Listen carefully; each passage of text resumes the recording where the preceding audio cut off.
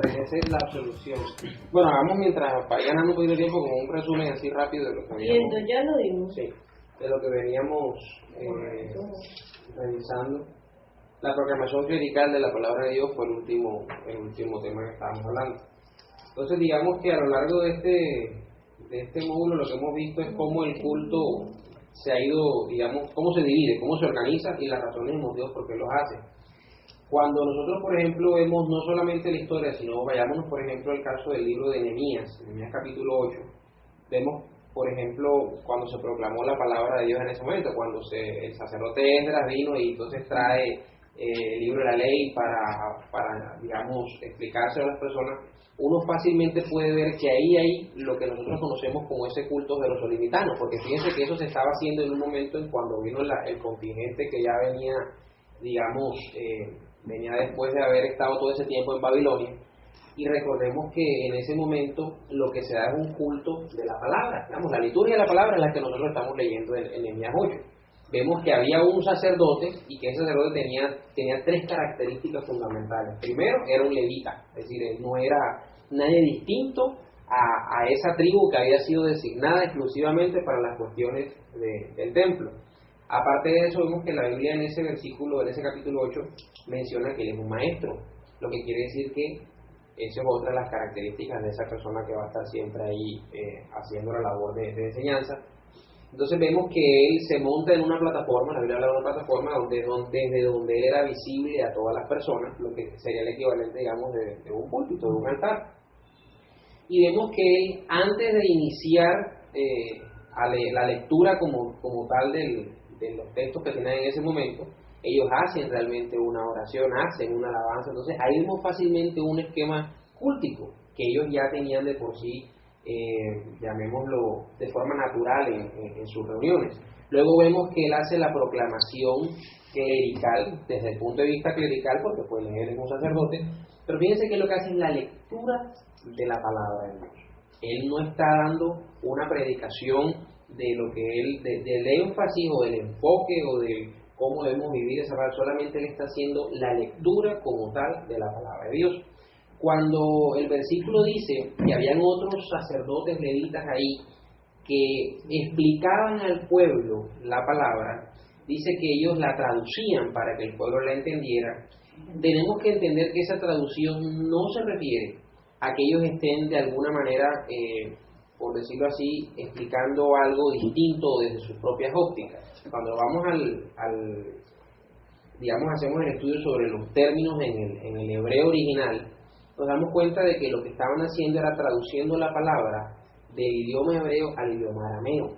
¿Por qué? Porque tenemos que ser conscientes de que cuando el pueblo de Israel fue llevado por cautivo por Babilonia, fue un tercio apenas de la población total la que fue llevada. La demás fue literalmente eliminada y algunos que se fueron por otro lado huyendo. Pero básicamente, después de esos 70 años, ¿cierto?, que en tiempo judío pueden ser 70 o 79, según lo que ya sabemos, esa generación que estaba ahí ya hablaba arameo. Esa generación ya había ido perdiendo ese idioma hebreo que utilizaban sus antepasados. Así que estos sacerdotes tenían que explicar la escritura, no porque tuvieran que de alguna manera colocarle un contexto distinto, sino porque tenían que hacer la traducción al idioma que ellos manejaban en ese momento. Entonces realmente esos sacerdotes eran unos traductores, no eran personas que hacían una composición, digamos, personal de esa palabra. La palabra por sí misma era la que se leía. Y fíjense que esa misma palabra que se leía y que se traducía del hebreo al arameo, producía en ellos efectos, porque nosotros vemos claramente que dice la palabra que el pueblo lloraba, el pueblo realmente se conmovió. ¿Pero por qué se conmovió? Porque entendían ahora sí en el idioma de ellos qué era lo que estaba pasando, y muchos comprendieron el por qué habían sido esclavos en ese momento, qué era lo que había pasado, por qué realmente ellos habían llegado a caer hasta ese punto, y se dieron cuenta que ellos en sus vidas habían realmente desobedecido todo lo que la palabra de Dios dice. Así que la lectura de la palabra de Dios o la proclamación de la palabra de Dios por sí misma tiene un efecto sobre nosotros. Es decir, no podemos creer que solamente los sacerdotes son los únicos que pueden hacer que la palabra tenga un efecto en las personas que los escuchan. porque eso sería lo que hablamos anteriormente, que se clericalizaría entonces el mensaje de Dios. Así que por eso en las misas, en la primera etapa de la misa, o digamos en la segunda etapa, porque hay una primera que es la parte de alabanza y oración, en la segunda etapa de la misa, que es la liturgia de la palabra, por eso es que se realiza la lectura de la palabra, no la interpretación, es la lectura, hay que leer esa palabra, porque esa palabra por sí misma cobra vida en los corazones de la persona. Esa palabra, la palabra de Dios dice, la misma palabra de Dios dice que la palabra de Dios es viva, ¿no? Y al mismo tiempo dice que nunca regresa vacía, o sea que siempre tiene un efecto en los que la están escuchando, sin que eso implique que para que tenga ese efecto tenga que ser explicada. Lo que ocurre es que después viene el sacerdote y entonces hace una pequeña homilía, es decir, es lo que hace así, toma ahora sí los 3 textos que ya fueron leídos correspondientemente como debía hacerse, y esos 3 textos entonces él viene y crea o genera una explicación contextualizada en donde nosotros nos colocamos. Porque si se lee, digamos, la palabra de Dios y dice, bueno, a la adúltera hay que levantar la garrote, entonces listo, esa palabra de Dios nos va a nosotros, cuando es leída, a enseñarnos cuál es la idea central, que hay una consecuencia por ese acto, y que si hay una consecuencia es porque ese acto no le agrada a Dios. Ese es el mensaje que cobra vida en nosotros. Pero ¿cuál es la labor de la persona que está haciendo en ese momento la homilía o que está haciendo la lectura? Después contextualizarlo en nuestra época. Entonces es tratar de explicar ese mensaje desde el punto de vista de nuestra época, porque nosotros no podemos coger garrote o vamos a matar a alguien porque cometió un error de esto. Hay que hacerle ver entonces cuál sería el equivalente en nuestros tiempos para tratar esa misma falta. Entonces es importante también que nosotros notemos algo. Cuando vemos en Nehemías, hay algo que me llamó la atención, es que el pueblo, cuando se empieza a proclamar la palabra de Dios, se pone de pie. Fíjense, se pone de pie en respeto a que es la palabra de Dios la que se está proclamando. Por eso es que en las misas tradicionales la gente, cuando se va a leer la palabra de Dios, se pone de pie. Entonces no son cosas inventadas. Y la gente dice, ay, pero es que se paren, se sienten, se paren, se siéntense. Ese paren, se siéntese, paren, se siéntese, es producto de que es la palabra de Dios la que se está proclamando, no es la palabra de cualquier otra persona o cualquier ser sobre la tierra, sino estamos hablando de Dios. Entonces, por respeto a esa palabra de Dios, es que la gente se pone de pie. Otro detalle de Nehemías 8, interesante, y es el hecho de que las personas estaban ahí escuchando atentamente hasta cuando se acabó la proclamación, es decir, hasta la misa. ¿Sí me hago entender? No es como que, bueno, Edra, 45 minutos porque vienen los anuncios ahorita. No, el sacerdote decidía cuándo se acababa y la gente estaba ahí atenta, escuchando hasta que se acabara. Entonces fíjense cómo en el mismo Antiguo Testamento ya nosotros estamos viendo claramente la estructura de un culto, donde solamente estamos hablando de la parte de la palabra, de la parte de la homilía. Entonces, ¿por qué nosotros vamos hoy en día a tomar esa actitud de no, eso es falso, o eso es mentira, o eso no está bien, si la misma Biblia nos está dando el ejemplo? El tema es detenernos a darnos cuenta de que no es algo equivocado lo que la iglesia tradicional o la iglesia históricamente ha hecho, si está contemplado en la misma Biblia, está en la misma estructura, no se ha variado eso. ¿Qué ocurre después en Nehemías?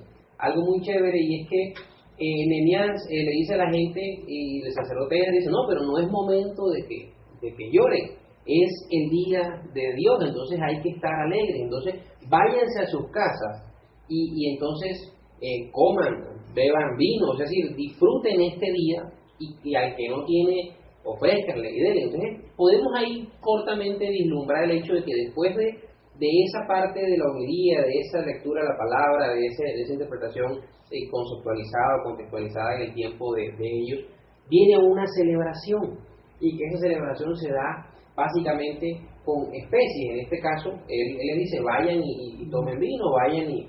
Entonces, si bien realmente todavía no hay implícito una Eucaristía, porque realmente Cristo todavía no ha venido a instituirla, si bien sí se hacían ofrendas y sacrificios antes de que ellos fueran cautivos en Babilonia, ya estando en Babilonia y saliendo de Babilonia, pues esa práctica había que volver otra vez a establecerla, pero en ese momento no estaba.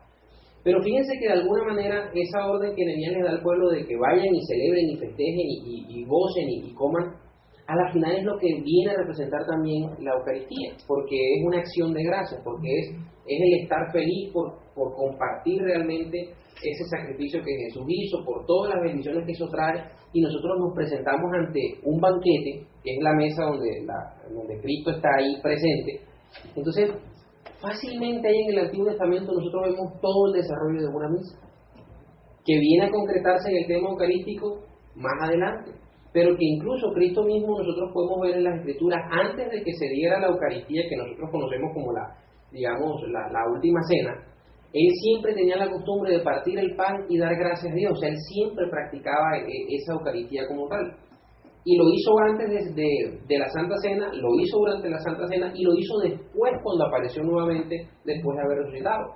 Y fíjense algo muy bonito, que la Biblia dice que él cuando aparece nuevamente, ahí estaban todos los discípulos en un cuarto cerrado, y aclara que estaba cerrado, y él aparece en medio de ellos. Y entonces dice que parte el pan y les da, y cuando les da a ellos se les abre el entendimiento, fíjense, y entonces pudieron darse cuenta quién era él y todas las cuestiones. Entonces sí hay un misterio en el tema de la Eucaristía, sí hay a lo largo de la misma Biblia nosotros podemos ver claramente la elaboración de una misa, pero tenemos que abrir los ojos para entenderlo y verlo, y no podemos quedarnos solamente con el hecho de que no, es que yo la hago así o a mí me la enseñaron así. No, eso tiene una razón de ser, y la razón de ser no está apoyado ni siquiera en la tradición histórica, sino que es los mismos padres de la iglesia, los mismos apóstoles, los mismos apologistas que vienen después, que se dieron cuenta de esto y mantuvieron ese mismo esquema, no porque ellos se lo hubieran inventado, sino porque lo descubrieron y lo encontraron ahí y empezaron a practicarlo. No podemos olvidar que los padres de la iglesia, la mayoría de los padres de la iglesia, antes de ser cristianos, eran filósofos.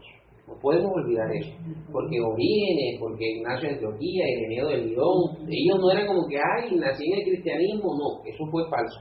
Ellos empezaron a ver cómo el cristianismo empezó a poblar la tierra y les llamó la atención. ¿Pero por qué les llamó la atención? Porque predicaban cosas que ellos de alguna forma ya veían en otros contextos, como en los sofistas, que vean en los filósofos griegos, y entonces ellos en ese mismo concepto, en ese mismo contexto de lo que es la filosofía, que es amor al conocimiento, este es un conocimiento que hay que también aprender, que hay que escudriñar y ver qué hay ahí. Y entonces a partir de eso, a partir de ese filosofar sobre esa nueva doctrina del Evangelio, empiezan ellos a desarrollarla, fíjense. O sea que podemos decir que Dios se valió en esa etapa, en ese primer siglo, segundo siglo y tercer siglo, se valió de gente inteligente, de gente que estudiaba, de gente que realmente desarrollaba ideas para poder desarrollar todo lo que vendría a ser la historia de la iglesia. No cogió a cualquiera por ahí que no sabía ni leer ni escribir, o sea, buscó gente preparada. Y esto es algo que nosotros tenemos que ver. Perdón, como el ejemplo de Moisés mismo. Exactamente. Moisés mismo fue alguien totalmente preparado para llevar la labor de liberar al pueblo de Israel.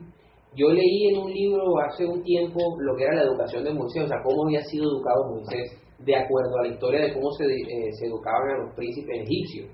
Y la verdad es que la educación era una cosa impresionante. Todo, trigonometría, matemática, todo, física, todo. O sea, si nosotros hacemos una comparación entre un Moisés y un Leonardo da Vinci, no hay comparación alguna, eran tipos preparados.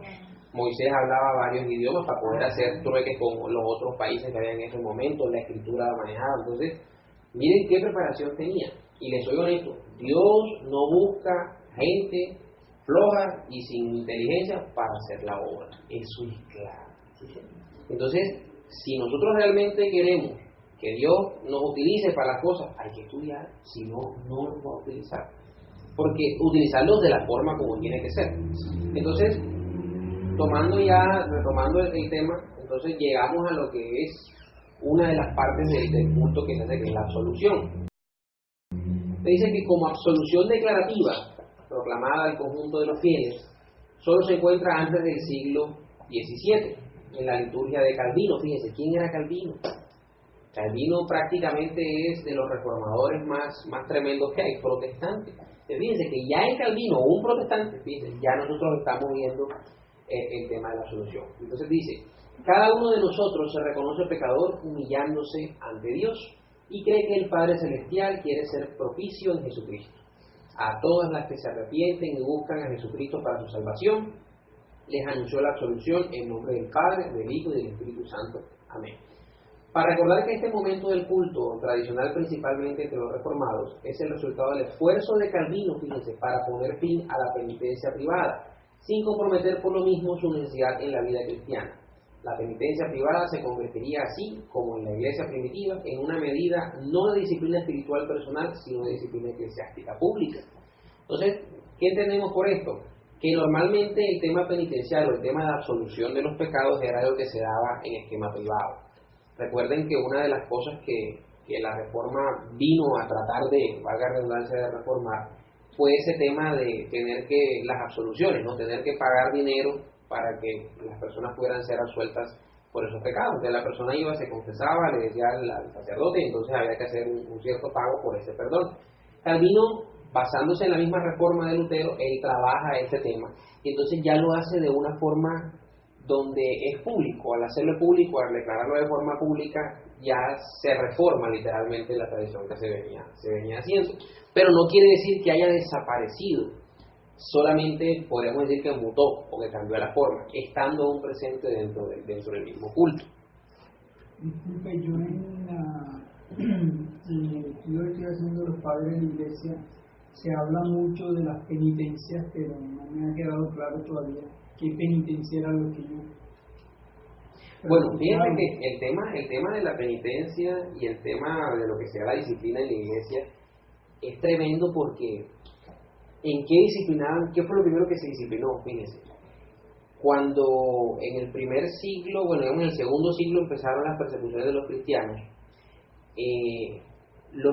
no podían renegar de su fe cuando en algún momento eran encontrados haciendo culto, o cuando en algún momento valga un vecino que dijo, mire, ese de allá le cae mal, ese es cristiano, vaya y pregunte. Entonces llegaban de pronto ¿cómo se llama? Los soldados romanos, y tomaban la persona y decían, bueno, aquí lo acusaron ustedes de ser cristiano, ¿es usted cristiano o no es cristiano?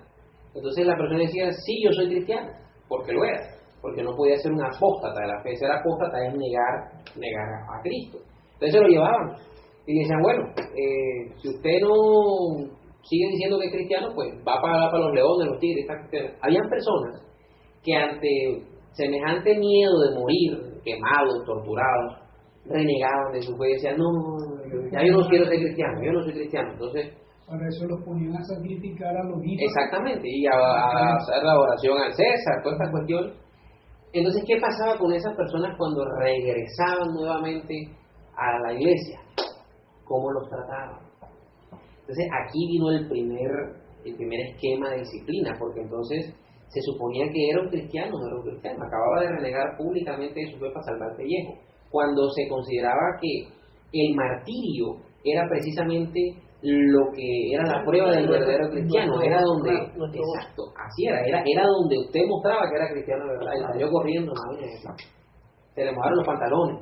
Entonces, ¿cómo hacíamos ese proceso de, digamos, de restauración de ese hermano? No había proceso de restauración. Entonces lo que había era, se le dice a la persona, bueno, usted puede seguir haciendo parte, ¿cierto?, de aquí del culto, pero usted como tal puede venir a escuchar y tal, pero usted como tal no hace parte de esta iglesia hasta que usted muera.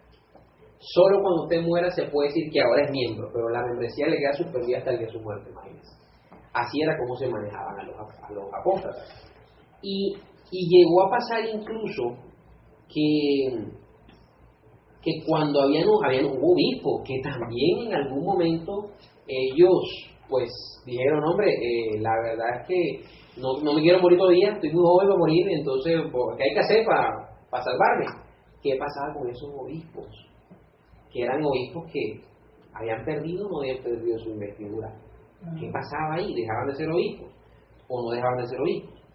Entonces, esto llevó a dos cosas. Una que se conoce como, bueno, pasó el tiempo y entonces ya dejaron las persecuciones. Estamos hablando siglo IV, Constantino ya viene y Constantino no es el que hace que la iglesia, que el cristianismo sea la religión oficial. Él no lo hace de Constancio, que es el que viene después, si no estoy mal. Constantino lo que hace es que promulga bajo el edicto de Milán la libertad de culto, que es diferente. Entonces, ¿qué ocurrió? Ocurrió algo que se conoce como la reacción monástica. Es decir, todos estos cristianos que no habían sido martirizados, que estaban vivos, pero que se mantuvieron firmes esperando el martirio, pero el martirio no les llegó porque ya no había que martirizar a nadie, entonces empezaron a sentir que ahora todo el mundo entraba en el culto cristiano y sabroso, chévere, porque ahora sí que no están matando a nadie, ahora todos quieren ser cristianos.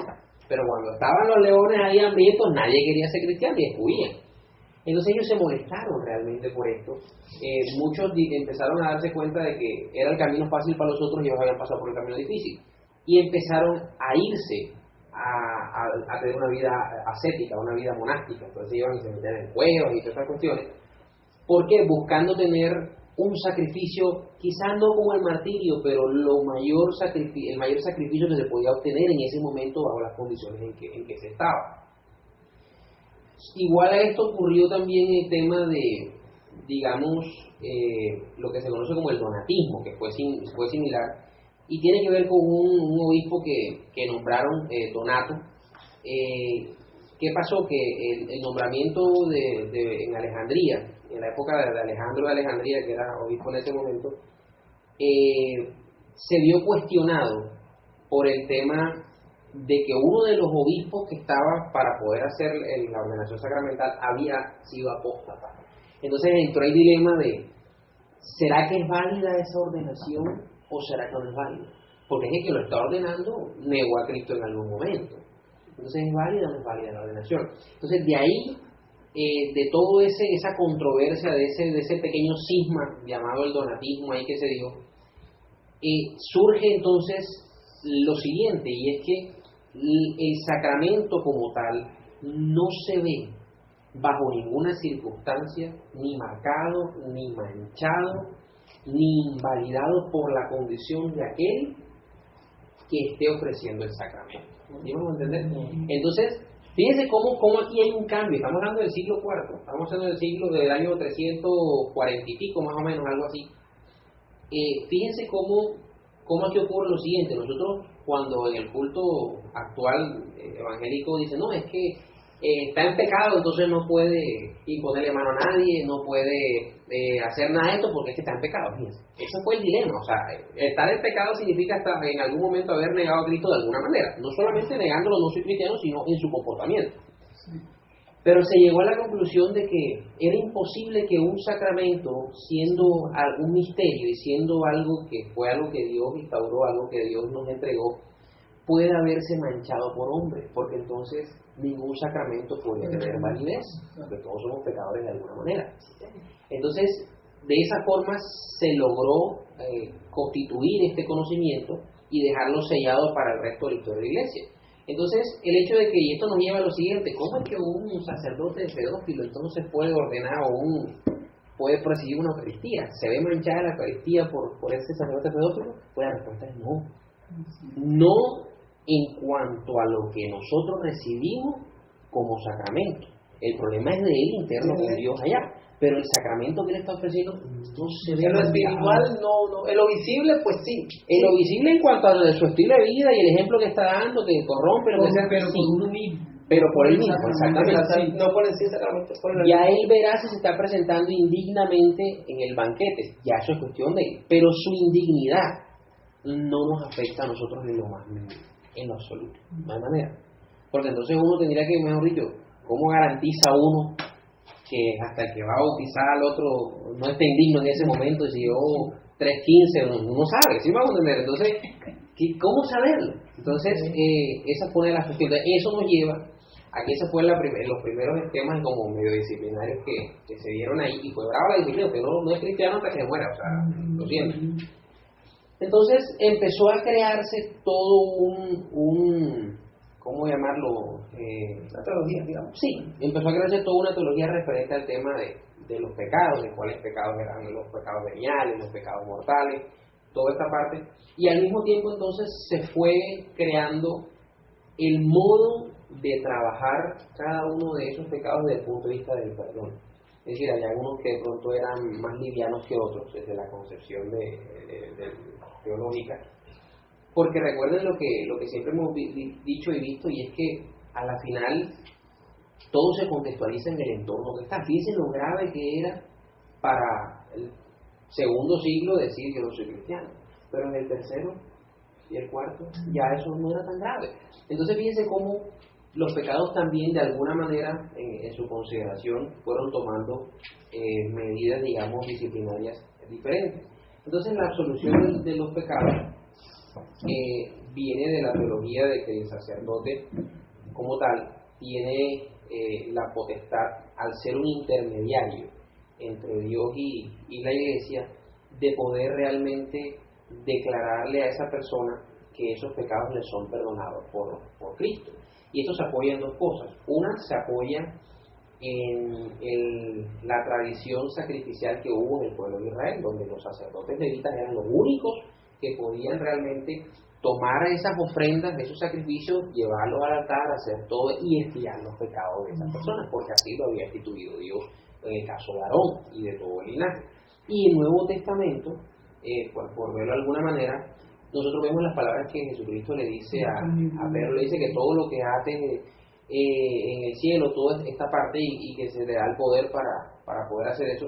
Y esto tiene un contexto, ¿no? El contexto es solamente que aquel sacerdote debe ser consciente de qué es lo que le está diciendo a la persona, como que sí, te perdono, o sea, Dios te perdona, porque es que nosotros no vamos a perdonar una cosa que sabemos que va o que atenta contra Dios. Entonces esto no es un contexto tan dado a la ligera de que todo lo que yo quiera amarrar aquí, entonces allá se amarra. No, es contextualizado en el tema de ofrecer esa vía de perdón, sabiendo que el que perdona no es el sacerdote, pero no es el que perdonaba, el que perdonaba es Jesucristo. Entonces, bueno, básicamente eso es lo que... Y también hay literalmente un pasaje donde el Señor dice: al que le retengan los pecados, le serán Dios se los retenidos. retendrá. Así es. Y al que se los perdone. Exacto. Pero la pregunta es, ¿a quién le voy a retener un pecado? ¿Voy a retener un pecado porque me da la gana? No, tiene que haber todo digamos, una guía del Espíritu Santo, porque es que es como, yo siempre ponía el ejemplo en la clase de la tarde y decía, es como si a mí llegara alguien a decirme, padre, perdone, pues es que yo estoy viviendo con otra señora y mi esposo no lo sabe. O sea, sí, hijo, te perdono, 10 para más, te vete para la casa porque no pasa nada. No, porque es que esa persona sigue estando en la misma condición. Entonces, ¿cómo le voy a decir yo, Dios te perdona, si la persona sigue estando en la condición? Más bien uno le dice, bueno, ves, termina tu cuestión, ahora sí después viene y pues arreglamos. Pero mientras siga con otro es como está jugando, o sea, una mano en un sartén y la otra mano en el otro, o sea, no tiene sentido.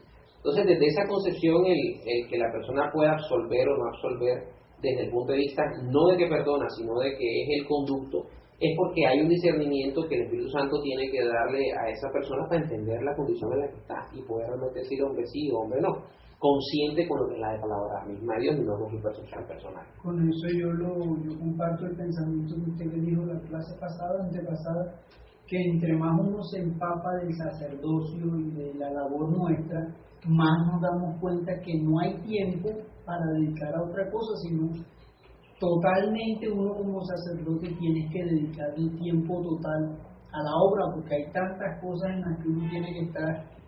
Sí, es que mire, ayer por ejemplo, yo fui a buscar nosotros tenemos una película este miércoles, todos los miércoles, el último miércoles de cada mes, tenemos una película que siempre discutimos. Vamos ahora a ver la del Código Da Vinci, que es la de Dan Brown, todas las cuestiones de que si Jesucristo se casó, si no se casó, María Magdalena, todas estas cosas que vamos a ir desenmarañando todo el Código Da Vinci. Pero entonces me topé con un librito que yo dije, yo necesito este libro porque es todo lo que la Iglesia romana ha establecido desde la época de los apóstoles hasta acá, o sea, toda la doctrina completa sobre cada tema. Entonces es necesario que uno sepa, bueno, ellos qué piensan de este tema, cómo lo ven, cómo lo abordan. Y no es solamente, o sea, uno en esto no es cómo debo hacerlo yo porque yo soy anglicano, no, es cómo lo ve el ortodoxo, cómo lo ve el romano, cómo lo ve el luterano, cómo lo ve cada uno. Entonces fíjense que cada tema se convierte en una línea de aprendizaje y donde siempre uno, ¿cuál es la guía? Pues la palabra de Dios. Entonces yo veo, bueno, esto lo dicen así, esto lo ven así, esto lo ven así. Pero hay cosas en las que realmente tenemos que formar nuestra propia opinión, nuestra propia identidad, y en eso sí hay que ser claro. Pero el gap o el espacio que Dios entrega para eso es realmente un espacio limitado. Por ejemplo, en el credo niceno, en el credo niceno se habla de que el Espíritu Santo es enviado por el Dios Padre y por Jesús. Los ortodoxos, por ejemplo, en ese tema están un poco ahí como que ellos lo ven de otra forma distinta. Dicen, no, el Espíritu Santo no fue enviado por Jesús y por Dios Padre, sino solo por Dios Padre. O sea, es decir, es como si jerárquicamente estuviera Jesús y el Espíritu Santo y Dios Padre acá arriba, y no una escalera.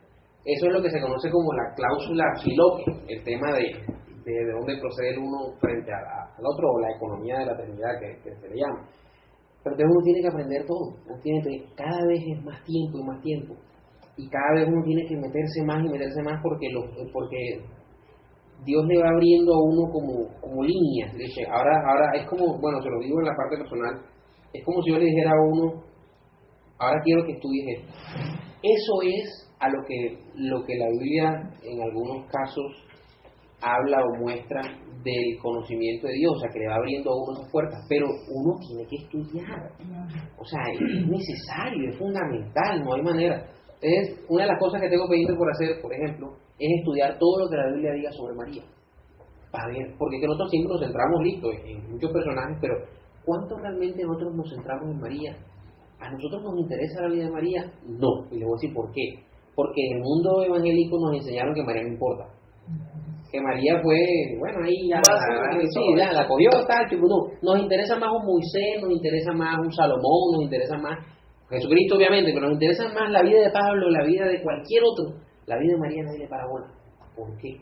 ¿Por qué la iglesia romana sí le para bola la vida de María? ¿Qué pasa ahí?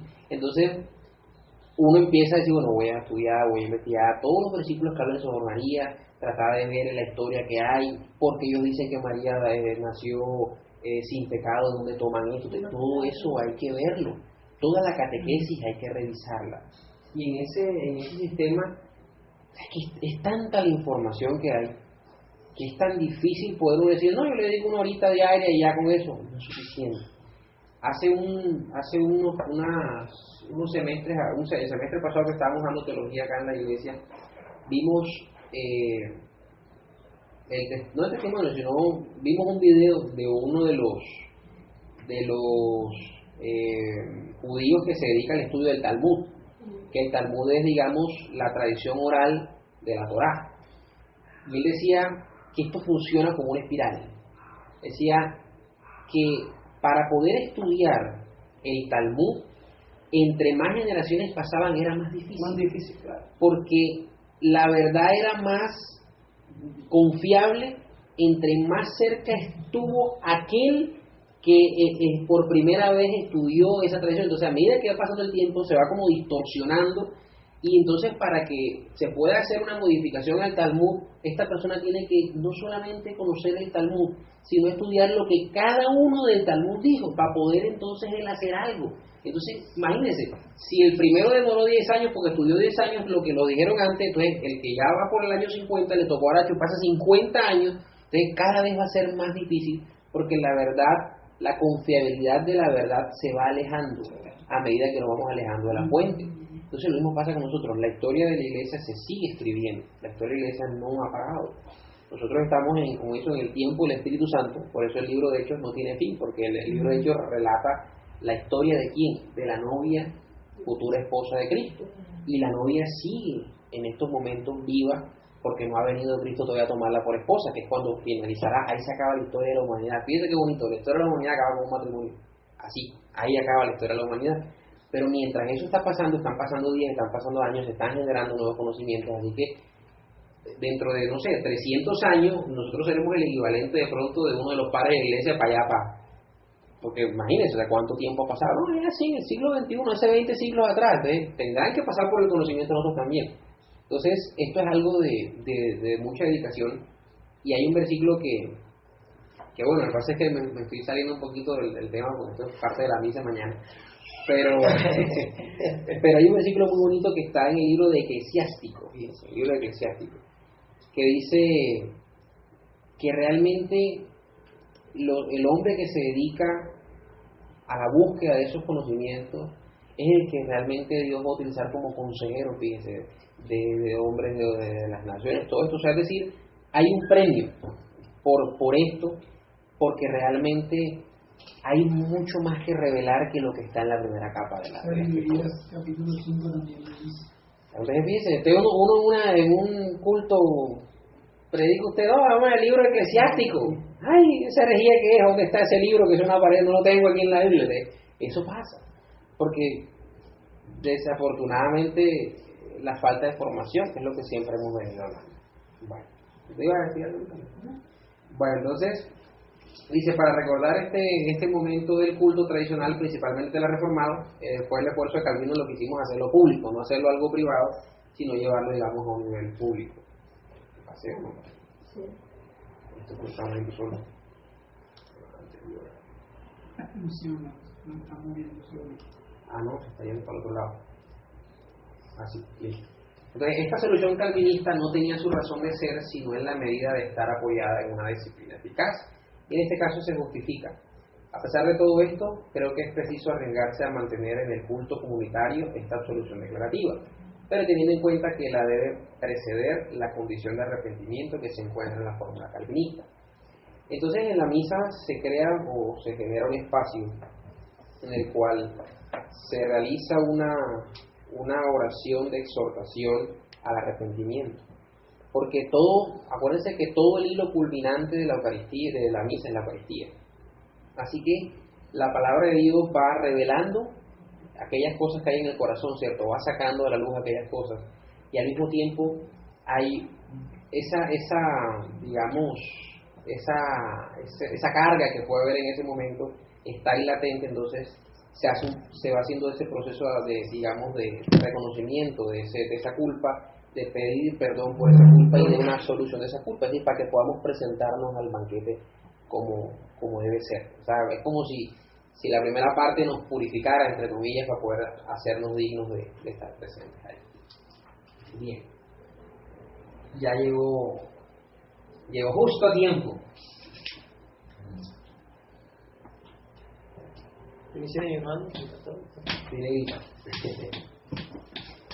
Bien, entonces la otra parte que corresponde es la bendición final. Llámese así porque está al final, digamos, ya del culto. Dice, todas las liturgias la conocen. Cuando dice todas, me refiero que históricamente todas la tienen, aunque con formas distintas.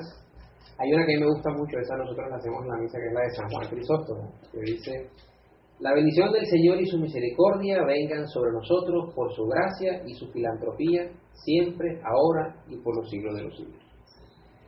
En la misa, la bendición de Dios Todopoderoso, Padre, Hijo y Espíritu Santo, descienda sobre vosotros. Amén. Esta es la forma, digamos, llamamos abreviada, sería en la misa, digamos, de decirlo.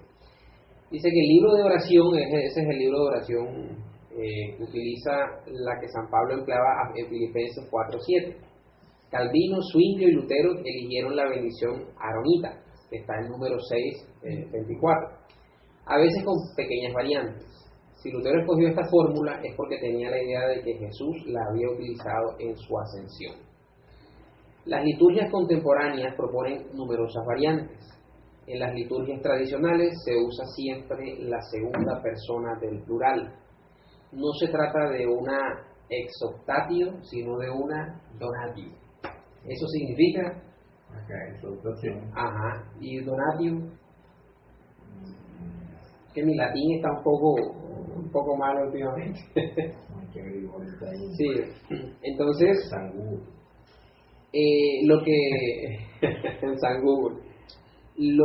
Una de las cosas que me llama la atención es que esta bendición final hace, digamos, alusión a el momento en que Cristo se despide de sus discípulos en el momento de la ascensión.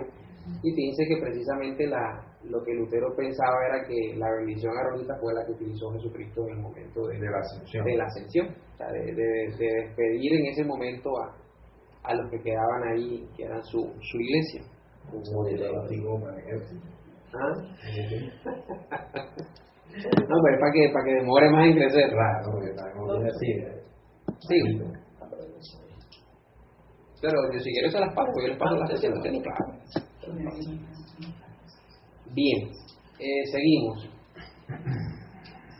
Una iglesia que no se atreve a pedir la bendición sino de forma deprecatoria, es decir, usando la primera persona del plural. Fíjense que ya hablamos de que tiene que ser la tercera persona del plural, que viene siendo ¿cuál? La tercera persona del plural. No, esa es la segunda. No, acá decía la segunda viene siendo, El hijo. no, la segunda viene siendo en el, será yo, tú, él, nosotros, vosotros, ellos. Vosotros viene siendo la segunda forma del plural. Y ellos vienen siendo la tercera forma. Por eso dice, podéis, que viene siendo la tercera forma, o sea, ustedes, podéis ir en paz, tercera forma del Y vosotros también. y vosotros también. Pero decía la segunda. Regresando Sí, una parte. anterior. Dice, se usa siempre la segunda persona del plural, nosotros, vosotros, ellos. O sea, vosotros es la forma, digamos, la segunda. Entonces dice, una iglesia que no se atreviera a pedir la bendición sino de forma deprecatoria, es decir, usando la primera persona del plural, que vendría siendo nosotros. O sea, fíjense lo que viene ahora. Dice, y no tuviera el valor de bendecir directamente, daría muestra de muy poca fe y no obedecería a la obligación de utilizar la autoridad que posee. Es decir, que cuando el clérigo, el sacerdote, el celebrante dice, Dios los bendiga, ¿cierto? O vosotros vayáis en paz, está de alguna manera ejerciendo la autoridad que tiene por Dios de poder bendecir a esas personas que están ahí. Porque si dice, bueno, que Dios nos lleve en bien a todos, ya está utilizando una forma distinta y está mostrando realmente lo que dice arriba. No se está atreviendo a proclamar una bendición sobre ellos porque está dando la muestra de muy poca fe. Lo hizo Pablo. Uh-huh. Pablo siempre decía con su autoridad moscovita. Exactamente. ¿Ya? O sea, él impartía la bendición. No era como si se pusiera al nivel, digamos, De la una congregación o del pueblo. Que Dios nos guarde, que Dios nos lleve también, sino Dios. Yo les bendigo. Exactamente. De orden. Ahora que dice o sea, yo les bendigo, o sea, yo he escuchado mucho, o sea, ¿cómo vamos a bendecir que me bendice Dios? Pero si tiene la autoridad, digamos, sacerdotal, si no, sería que tiene muy poca fe en el poder, en la investidura que tiene. O si no fuera un representante. Exacto. Exacto, ya estamos hablando de la investidura que el sacerdote tiene. Ahí la bendición arónica también. Uh-huh. La bendición arónica el Señor le daba, en ese caso, la autoridad delegada a Aarón y a sus hijos que habían sido constituidos como sacerdotes para que ellos en su nombre bendijeran al pueblo. O sea, ellos tenían la capacidad y la potestad en nombre de Dios bendecir al pueblo. Acá es lo mismo. El ministro, el celebrante, el presbítero, el obispo, el ministro, el rector pastoral tiene la capacidad en nombre de Dios de bendecir a su pueblo. Tiene esa autoridad. O sea, es como podríamos decirlo así en una parte como algo, como lo que usted nos enseñaba de los ángeles plenipotenciarios. Yo puedo decir te bendigo, pero se entiende que la bendición viene de Dios, del ministro. La iglesia es una enviada plenipotenciaria de Dios. O sea, ¿por qué? Porque Dios la ha investido con todos los poderes. A tal punto que el apóstol Pablo, hablando de esa autoridad que Dios le ha dado a la iglesia, dice que es el cuerpo de Cristo. Con eso está resumiendo también su autoridad. Y dice allá en Hebreos que Cristo es el sumo sacerdote. Y Pedro remata diciendo que nosotros somos real sacerdocio. O sea que Cristo es el sumo sacerdote de un cuerpo sacerdotal que es enviado en nombre de Él con toda su autoridad, que en este caso son sus sacerdotes. Bien, de ordinario suele acompañar un gesto a esta bendición. En muchas confesiones se hace la señal de la cruz sobre la asamblea entre nosotros, y esto es, sin duda mejor, se hace por medio de un gesto de imposición de las manos, que es la forma bíblica y la que usó Jesús cuando se separó de los suyos. Bueno, aquí vamos a explicar una cosita. El escritor del libro que estamos utilizando para desarrollar la asignatura de Teología del Culto, él fue un pastor. O sea, estas clases tienen un módulo, un libro, ¿verdad? Ese libro fue escrito por un pastor de la Iglesia Reformada Suiza. Él era profesor de teología de la Universidad de Ginebra, en Suiza, es un teólogo, ya murió. Hacia los años 60, él escribe esta obra llamada Teología del Culto, De tal manera que todas estas terminologías que estamos utilizando en esta clase salen del libro Teología del Culto, cuyo autor es un pastor de la Iglesia Reformada Suiza. O sea, que mire todo lo que este pastor maneja. Maneja el término misa, liturgia, todo eso es el pastor que está escribiendo. ¿Ya? Eso lo aclaro porque si de pronto un hermano nuestro del mundo evangélico de última generación se pone a leer ese libro, cree que el libro lo escribió un ministro o sacerdote romano por la terminología que utiliza. Pues no fue así. El libro lo escribió un pastor de la Iglesia Reformada. Lo que pasa es que hay una gran diferencia entre las iglesias clásicas evangélicas y las iglesias que hoy se conocen como evangélicas. Es una diferencia abismal como de aquí a la galaxia de Andrómeda, ¿ya? Entonces, este pastor, cuando habla de la bendición, estamos hablando de que a través de la bendición también la palabra de Dios es proclamada, ¿cierto? Mire que la palabra de Dios tiene diferentes formas de ser proclamada en el culto. La primera forma de ser proclamada, dijimos, fue mediante las lecturas ordenadas, que se llamó la proclamación anagnóstica, ¿ya? Que son las lecturas ordenadas que la iglesia trajo del judaísmo. Okay. Eso no está en las iglesias nuestras evangélicas de última generación. ¿Por qué? Porque en nuestras iglesias no se divide el año por festividades litúrgicas. Eso está en las iglesias históricas. En las iglesias históricas, este domingo ya sabemos que se va a celebrar, ¿cierto? Este domingo se celebra la tercera domingo, o sea, el tercer domingo de Epifanía. Epifanía es manifestación del Señor. Okay. Entonces, ahí se hacen las lecturas ya programadas. Esa es la primera forma. La segunda forma que vimos fue la palabra de Dios se puede proclamar en el culto mediante el saludo que da el ministro al pueblo cuando va a iniciar el culto. El saludo que utiliza es un saludo bíblico, es un saludo sacado de la palabra. Y vimos el saludo que Jesús le dio a sus discípulos después de resucitar. Entonces algunas iglesias utilizan ese saludo que Jesús le dio a sus discípulos cuando después de resucitar, salió al encuentro de ellos y le dijo: la paz esté con vosotros. Entonces ese saludo se utiliza para iniciar el culto y de esa forma estamos también proclamando la palabra de Dios. La tercera forma de proclamar la palabra de Dios en el culto es a través de la absolución. Ya la vio. Ok, muy bien. Y la cuarta, la absolución básicamente es anunciarle y recordarle al pueblo esa palabra de perdón que nuestro Señor Jesucristo le manifestó a sus discípulos y posteriormente a la iglesia. ¿Por qué? Porque como el culto es un encuentro comunitario entre nosotros y Dios, debemos recordar que este encuentro es factible y es posible gracias al perdón que Dios ha hecho de nuestros pecados.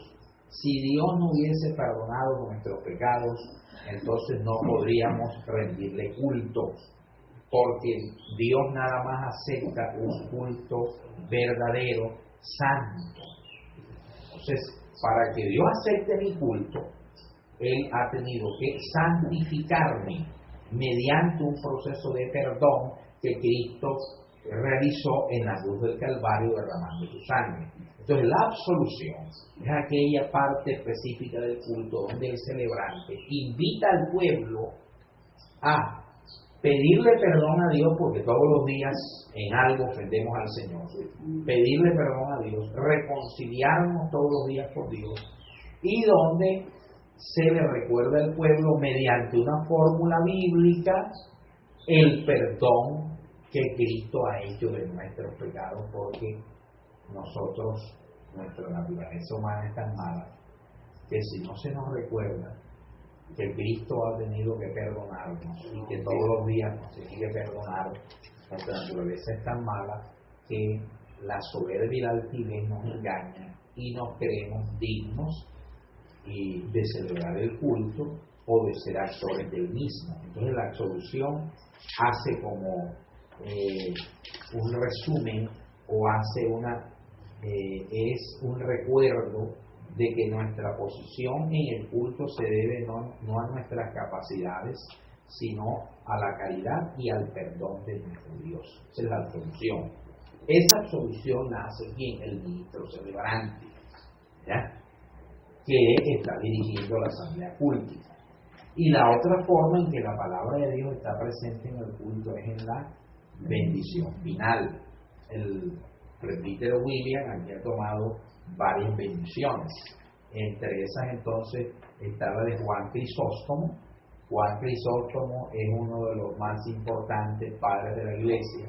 Es el famoso, se le conoce como el Crisóstomo. Crisóstomo significa un apodo.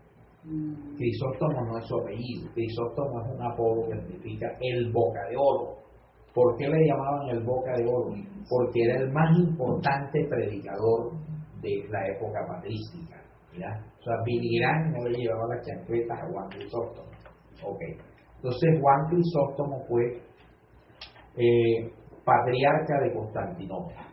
O sea, fue uno de los papas, ¿ya?, el papa de Constantinopla. Él vivió hacia el siglo V de la era cristiana. Juan Crisóstomo, famoso porque cuando llegó a ocupar el patriarcado de Constantinopla, el palacio del obispo de Constantinopla estaba lleno de unas cortinas hermosísimas. Entonces Crisóstomo mandó a quitar ese pobre cortina y dijo: no, eso no está bien, que yo, imagínense con estas cortinas aquí, y haya gente pobre que no tiene cómo cambiarse ni ropa. Le mandó a hacerle ropa a los pobres con las cortinas del palacio episcopal. Ok. Entonces, esa es una forma de bendecir. La otra forma de bendecir aquí es la que utiliza la Iglesia de Roma. ¿Cuál es la que utiliza la Iglesia de Roma? Esa que está ahí. La bendición de Dios Todopoderoso, Padre, Hijo y Espíritu Santo, descienda, dice ahí, descienda sobre vosotros. Amén. Me parece que esa bendición está en la Biblia. Esa bendición la utiliza Pablo. O sea, esta bendición que hace la Iglesia Romana, que está ahí, es una bendición que la Iglesia Romana ha tomado de Pablo, de Paulina. Esta otra forma, y es la de, bueno, hay una forma desde San Pablo, la de Filipenses 4:7. Calvino, el reformador Calvino, Martín Lutero y Cinco utilizaban la arónica. Y usted sabe cuál está la de Aarón, números. Al final, el reverendo William está diciendo que hay varias formas, o sea, en el momento en que el ministro celebrante va a dar la bendición final para despedir al pueblo, ocurre que se hace con un gesto simbólico. Ese gesto simbólico o es levantando las manos hacia el pueblo en señal de la bendición, ¿ya?, que es el bíblico, o el otro gesto simbólico es el de hacer la señal de la cruz. En cuanto a hacer la señal de la cruz, ¿quiénes utilizan esa? O sea, un ejemplo, yo voy a bendecir al pueblo ya para despedir, pero la bendición es una de las bíblicas, una de las que está aquí. No, Dios les bendiga, hermano. O sea, es una bendición que yo voy a impartir al pueblo. Si voy a dar la Paulina, la bendición de Dios Todopoderoso, Padre, entonces algunos hacen Padre, Hijo y Espíritu Santo esté sobre ustedes. Amén. Ya. Levantando la mano. Otros es la bendición de Dios Todopoderoso, Padre, Hijo y Espíritu Santo esté sobre ustedes, si es obispo. Porque esta es otra cosa que hay que aprender. Cuando el que va a dar la bendición final es un obispo, los obispos, si va a dar la bendición final haciendo el símbolo de la cruz, entonces el obispo hace la bendición de Dios Todopoderoso, Padre, Hijo y Espíritu Santo. O sea, el obispo hace la bendición final con el símbolo de 3 cruces. El presbítero hace la bendición final, si la va a hacer con la señal de la cruz, la bendición de Dios Todopoderoso, Padre, Hijo y Espíritu Santo, que es una sola. ¿Ya? Muy bien. Ahora, ¿quiénes hacen estos símbolos? Bueno, los luteranos depende, porque hay luteranos clásicos que hacen con la señal de la cruz, la iglesia luterana, evangélica luterana. Los presbiterianos no hacen la señal de la cruz, los presbiterianos hacen así. La iglesia reformada, que es más vieja que la presbiteriana, bueno, o hace la señal de la cruz o así. La iglesia anglicana hace la señal de la cruz. La iglesia romana hace la señal de la cruz. La iglesia ortodoxa hace la señal de la cruz. Ahora, ¿de dónde la nace? iglesia evangélica, Dios le guarde y le bendiga. Ya.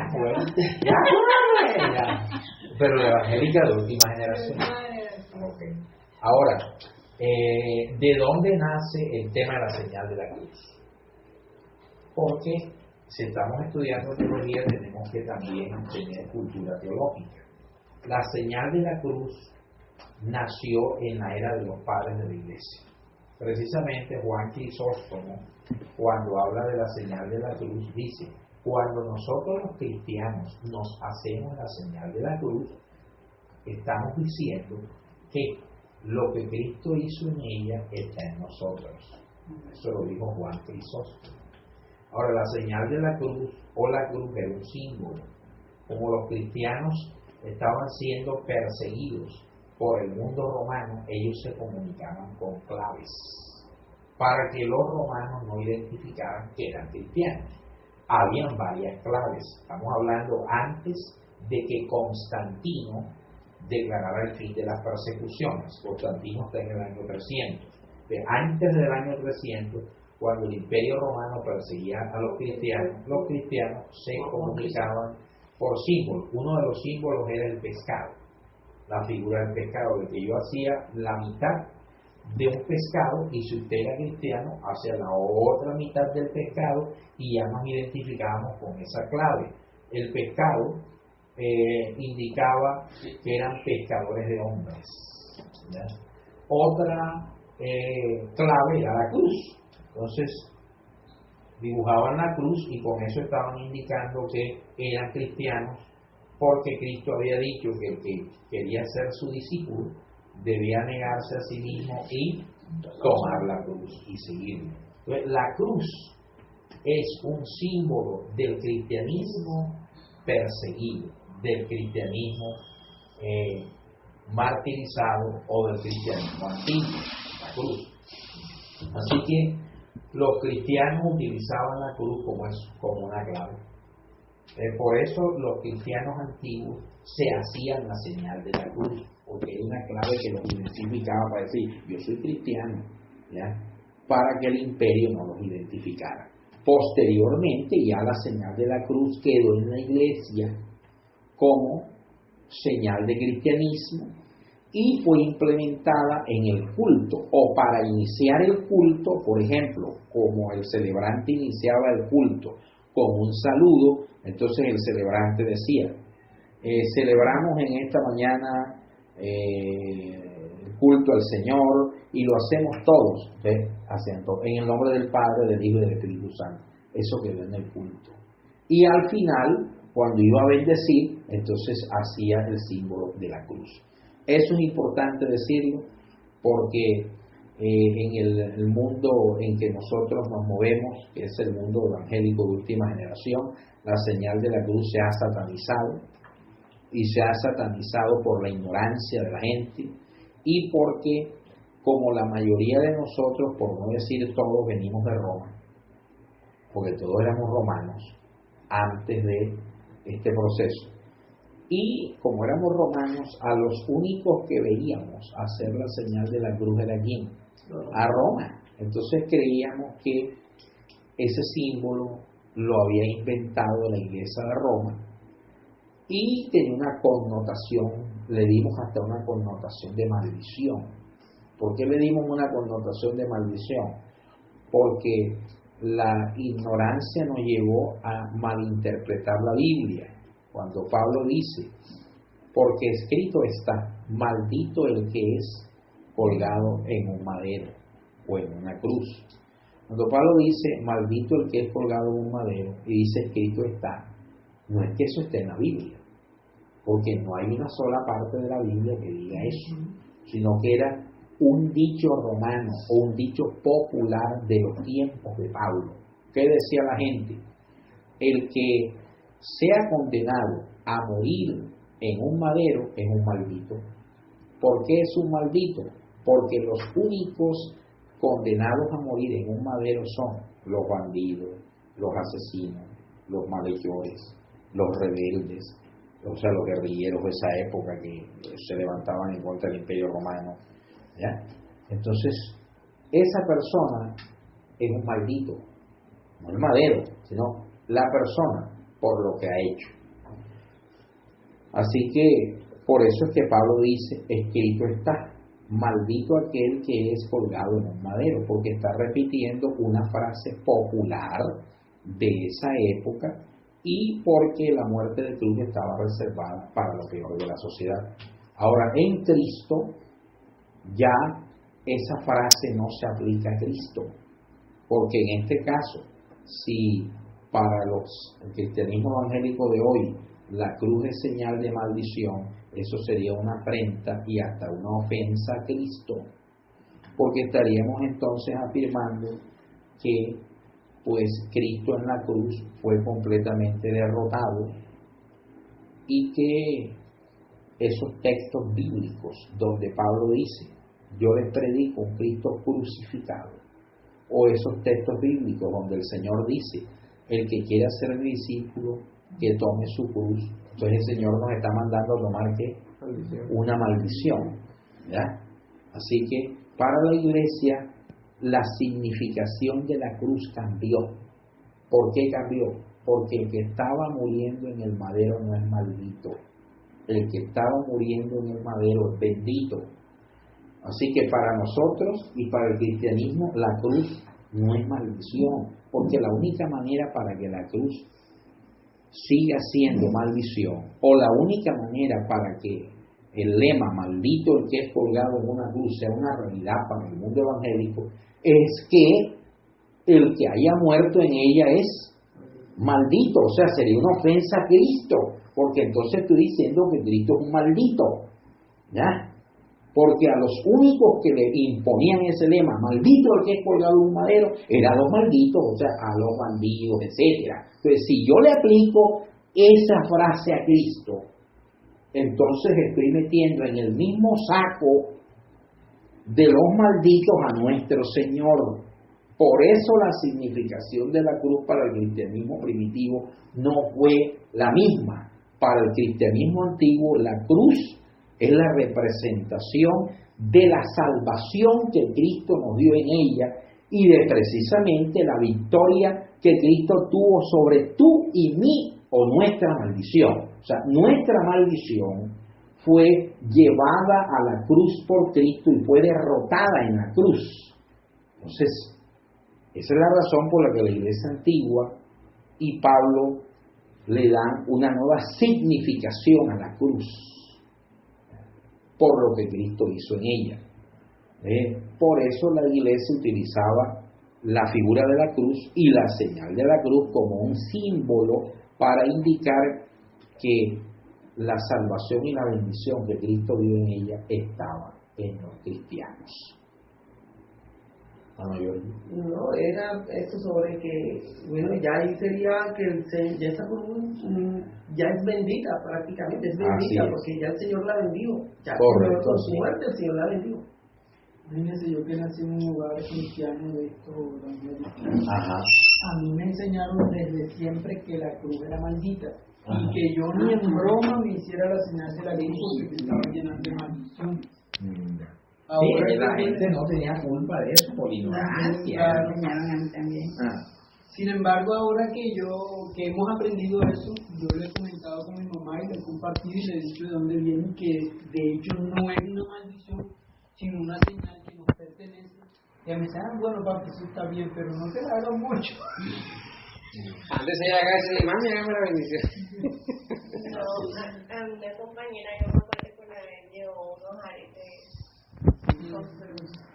Y nosotros en el trabajo hacemos una oración los viernes y los jefes invitan a personas Y la que fue ese día a enseñar le dijo que cómo se le ocurría, que ella se estaba tanto con eso, que mejor dicho, yo dije, Dios, pero ya, ¿qué le pasa? Yo le decía, no le pares bola, que pasa.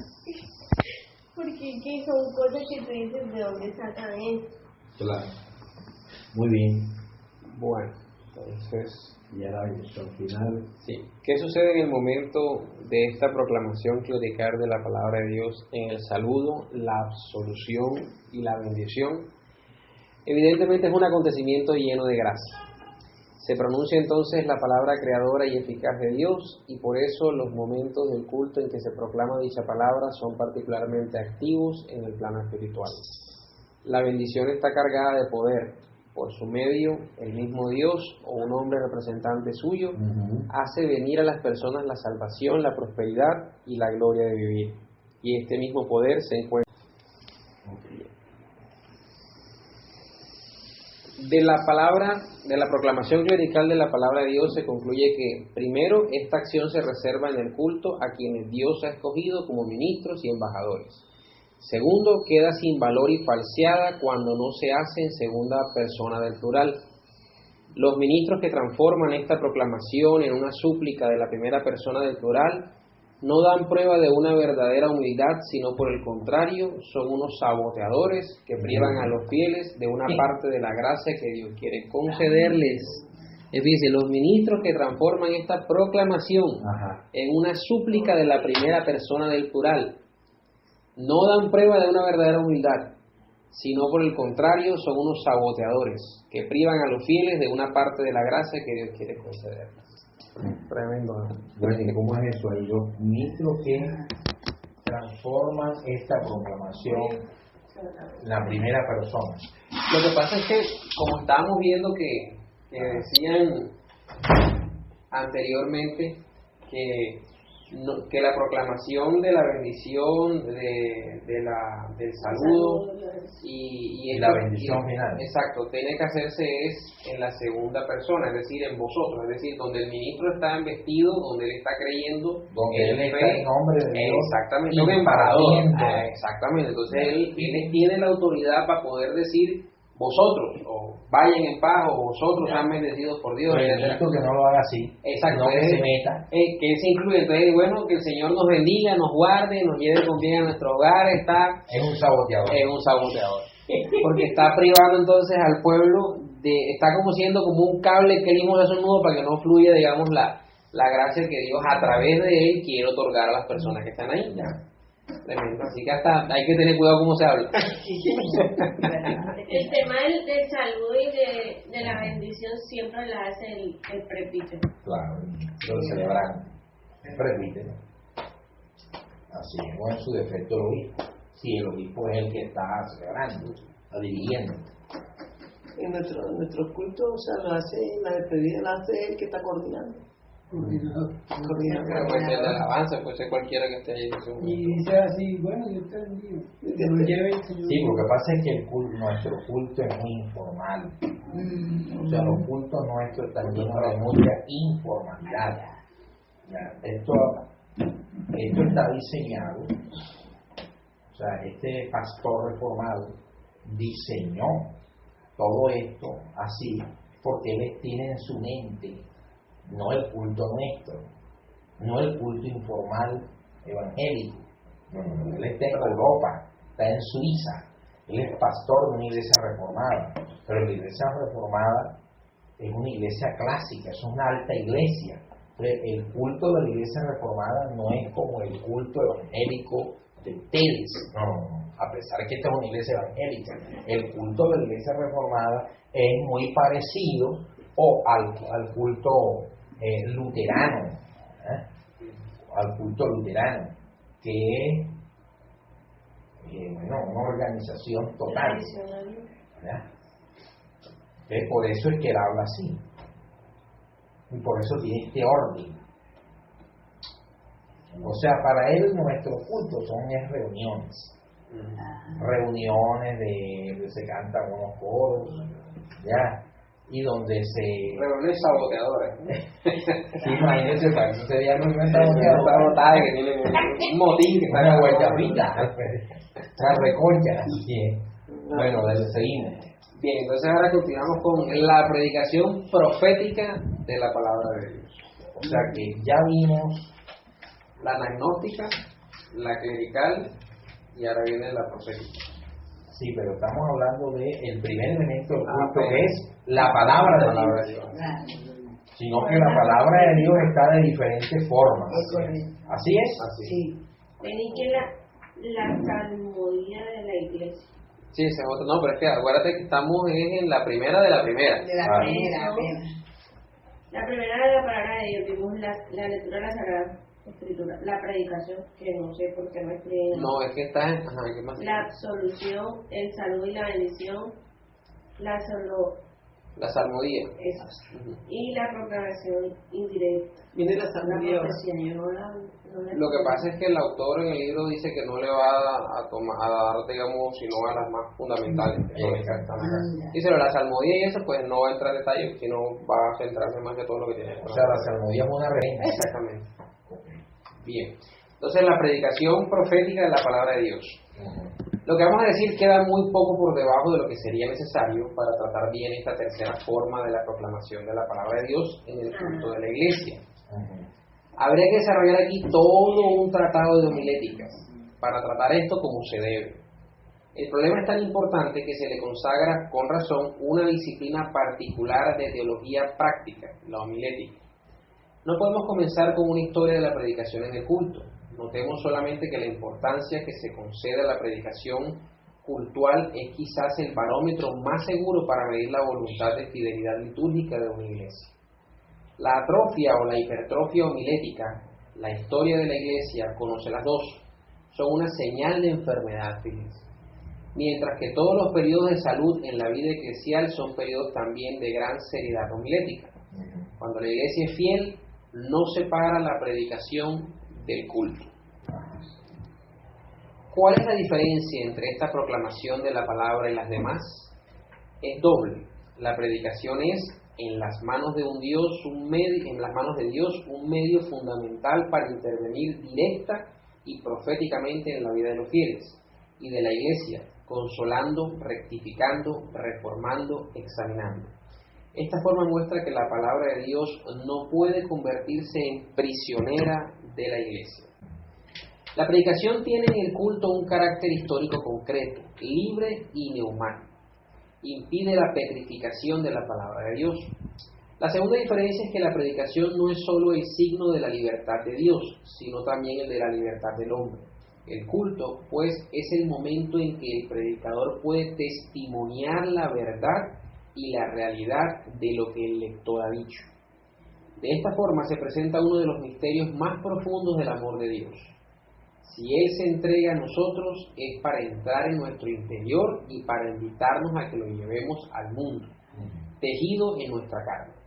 El misterio de la predicación es un reflejo del de la concepción y nacimiento de Jesús, y no hay ejemplo más asombroso para la espiritualidad del predicador que el de la Virgen María, que recibe, forma y da al mundo a Jesús, verdadero Dios, verdadero hombre, palabra eterna de Dios. La predicación de la palabra siempre tiene un efecto, un fin sacramental. Busca siempre un sacramento que la confirmará y la sellará. Se busca el bautismo en la predicación no litúrgica de la evangelización. Se busca la cena en la predicación litúrgica parroquial. Por eso, si el sacramento necesita la proclamación de la palabra de Dios para evitar la autojustificación de cierto carácter mágico, también la predicación necesita el sacramento para evitar la autojustificación del intelectualismo de la charlatanería. De la charlatanería. Que es lo que hay hoy en bastante, como de charlatanes.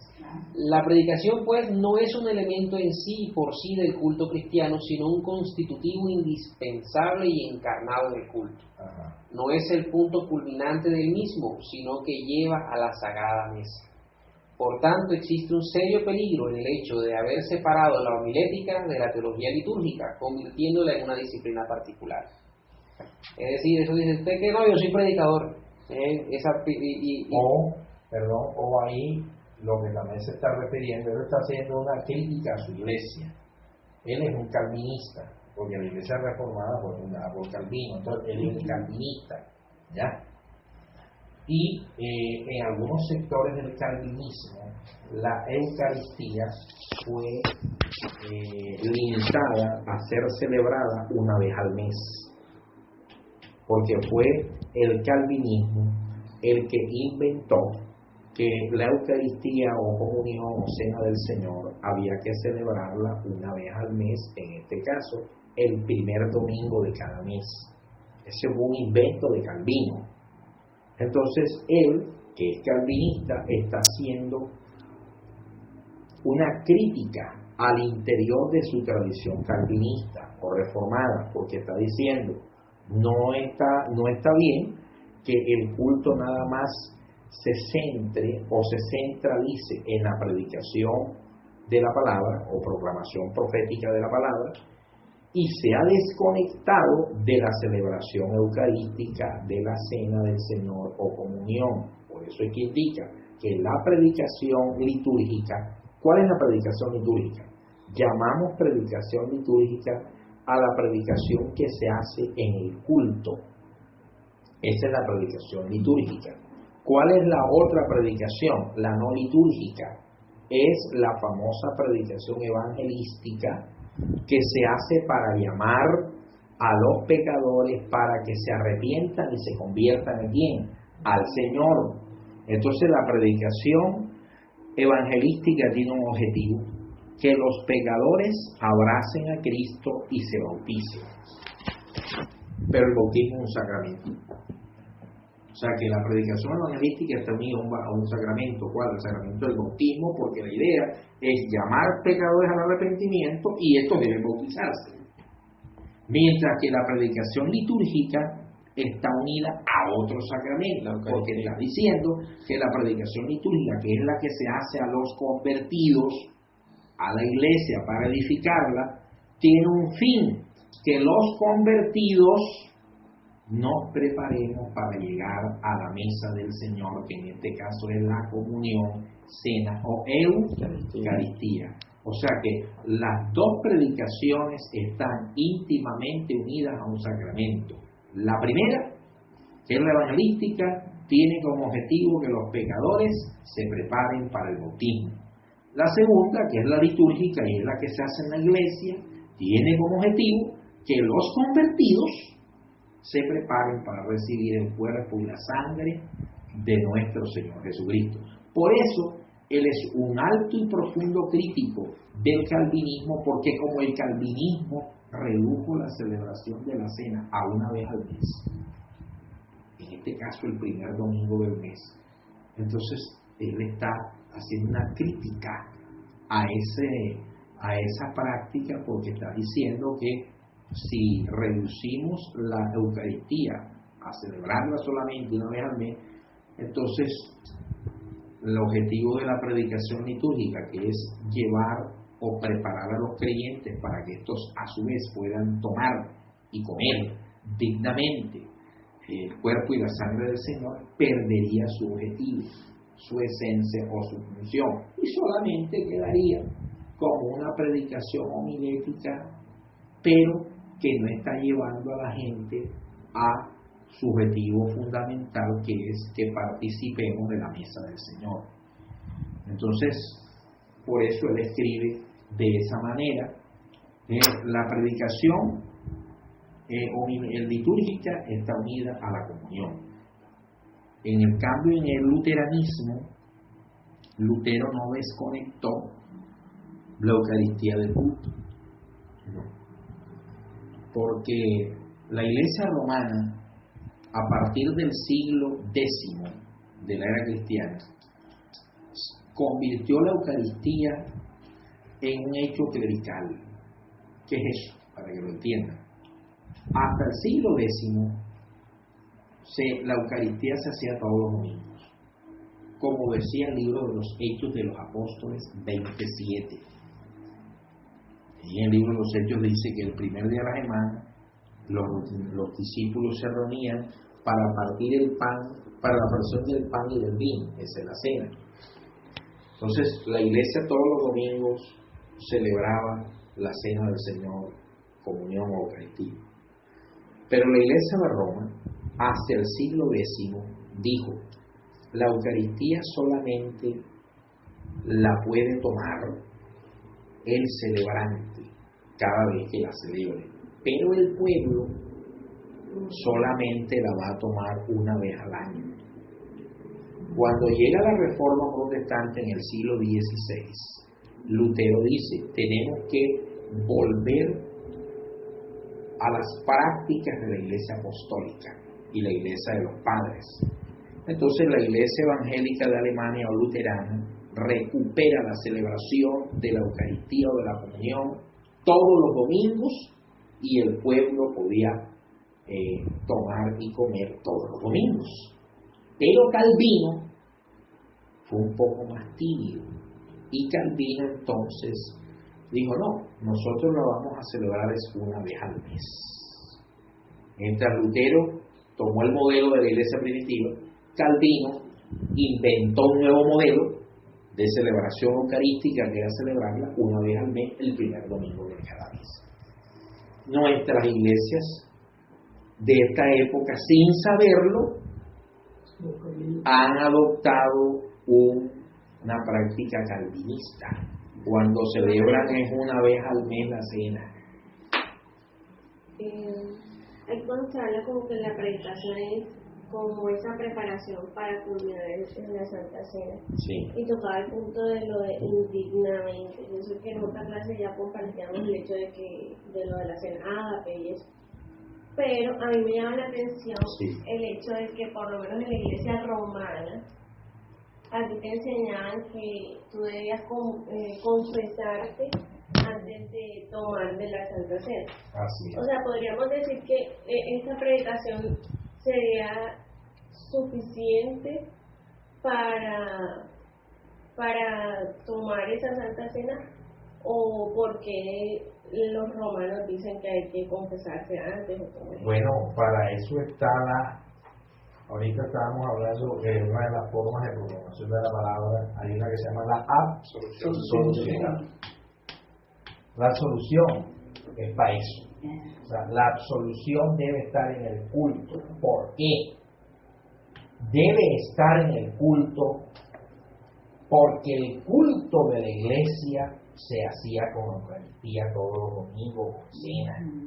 Entonces, como todos los domingos la iglesia primitiva celebraba la cena, había un tiempo de absolución en el culto para que los creyentes en ese tiempo de absolución le pidieran perdón a quién, a Dios. El ministro les anunciaba el perdón de sus pecados que Cristo hacía sobre ellos, y ya con eso entonces podían acercarse a tomar de la mesa del Señor. Es que el simple hecho de que... Porque el ministro dice, en la absolución, a todos aquellos que se hayan arrepentido dignamente, les anuncio el perdón de sus pecados en el nombre del Padre, del Hijo y del Espíritu Santo. Pero eso se hace antes de la Eucaristía, para que ya las personas, la iglesia, ya ha pedido perdón a Dios por sus pecados, se ha puesto a paz con el Señor y pueda entonces comulgar. Ahora, quien va a decidir si comulga o no es el creyente, porque el mismo Pablo dice, pruébese cada uno a sí mismo, o sea, un acto de conciencia. Entonces, para eso estaba la absolución. Mire cómo es el culto perfecto. La cena es el culmen, donde yo como y bebo el cuerpo y qué más, y la sangre de Cristo.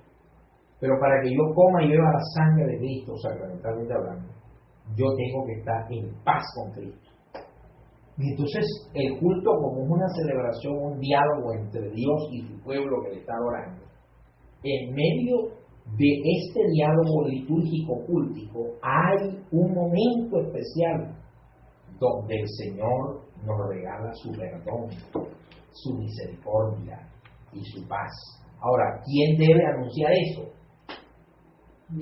El ministro, porque Dios ha delegado y ha investido al celebrante como embajador de él.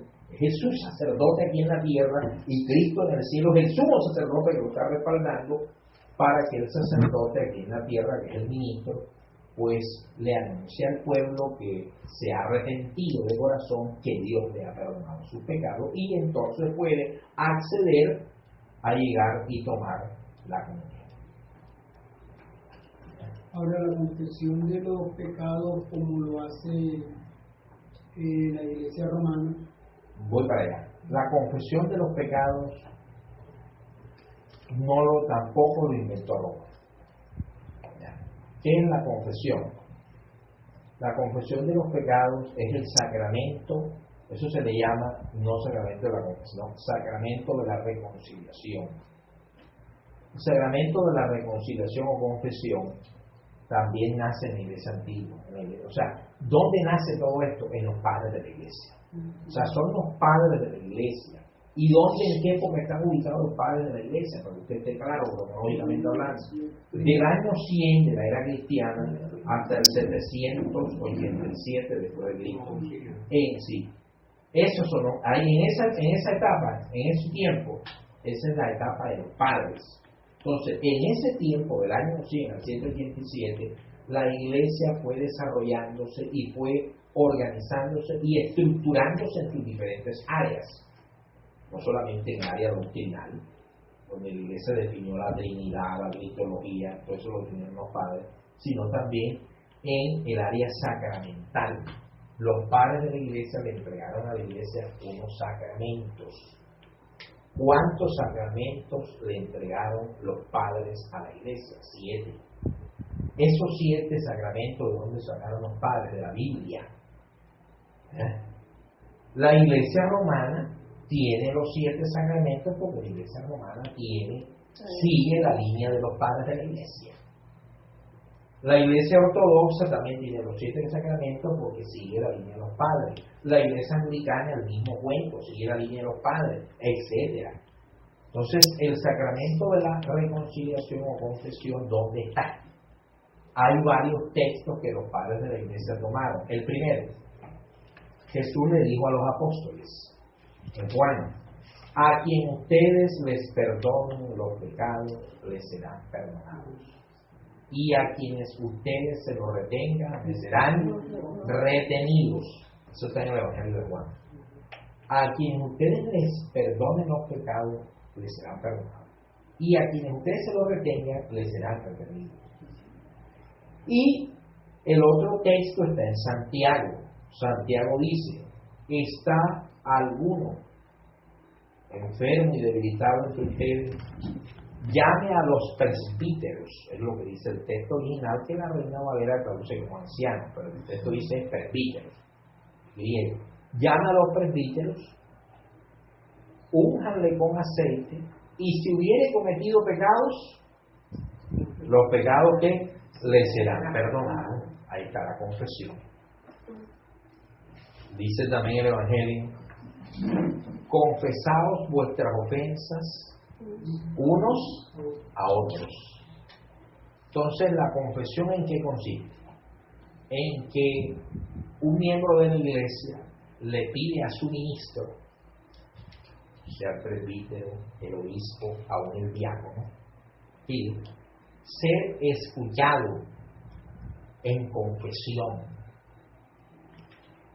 En el momento en que el creyente le pide a su ministro que le escuche, porque tiene una carga y necesita ayuda. Entonces, en ese momento, si el ministro lo recibe para escucharle, el ministro está limitado, está atado al secreto. Al secreto de no divulgar lo que la persona, el creyente, va a confesar en nombre de Dios. O sea, la privacidad, la ética. A no ser que lo que le esté confesando sea la intención de cometer un asesinato. Y, bueno, el ministro pueda salvar o evitar eso. Muy bien. Pero si no es eso, tiene que guardar privacidad. O sea que la confesión la podemos utilizar también como un momento especial de consejería. de consejería, donde aconsejamos a la persona una vez que la persona ha confesado su falta delante de Dios. Debemos asegurarnos que la persona esté realmente arrepentida, y después de que el ministro asegura que la persona está realmente arrepentida y le pide perdón a Dios, entonces proclama la absolución, o sea, proclama que el Señor le ha perdonado sus pecados. Eso es lo que Cristo dice: a quien ustedes les perdonen, yo se los voy a perdonar. Esa es la confesión. Y en los casos de que no se puede guardar ese secreto de confesión, aparte de que usted menciona, también se puede decir, como me imagino yo, algún acto psicópata en el que uno no pueda, digamos... Sí, ya una cosa que, o sea, la confesión no puede ser utilizada como un instrumento que no esté ligado al arrepentimiento. O sea, si en la confesión no hay arrepentimiento, pierde el valor y su esencia sacramental. Ya no es confesión, porque la confesión es únicamente el medio o el instrumento que la Iglesia prevé y ha dado para que un creyente arrepentido se reconcilie con Dios. O sea, es para los arrepentidos que quieran reconciliarse con Dios y consigo mismo. No es un instrumento de juego, de que la persona va a utilizar ese instrumento para enamorar al ministro.